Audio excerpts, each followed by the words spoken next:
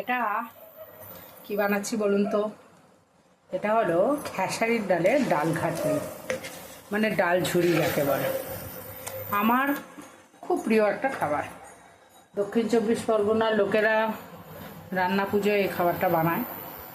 আমাদের কাকদ্বীপে এক প্রতিবেশী ছিল, ব্যানার্জি মাসি। আমি জানি না ব্যানার্জি মাসি আমাকে দেখতে পাচ্ছে কিনা, শুনতে পাচ্ছে কিনা।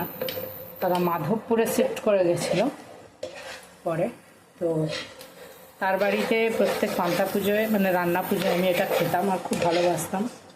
মা তার থেকে রেসিপি কালেক্ট করেছিল, তার থেকে আমি সর্ষের তেলে গরম করে তাতে শুকনো লঙ্কা, একটু বেশি করে গোটা জিরে আর তেজপাতা, সেদ্ধ করে রাখা ডাল, অল্প জল দিয়ে সেদ্ধ করে রাখা ডাল আস্তে আস্তে শুকিয়ে শুকিয়ে ঝুড়ি আরও শুকাবে।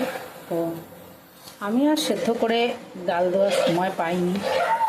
আমি যেটা করেছি, ডালটাকে বেশ অনেকক্ষণ ভিজিয়ে রেখে অল্প জল দিয়ে একেবারে এক ফোড়নে বসিয়ে দিয়ে ধীরে ধীরে ধীরে ধীরে শুকিয়ে নেওয়ার চেষ্টা করছি। কালকে রান্না পুজোর প্রস্তুতি।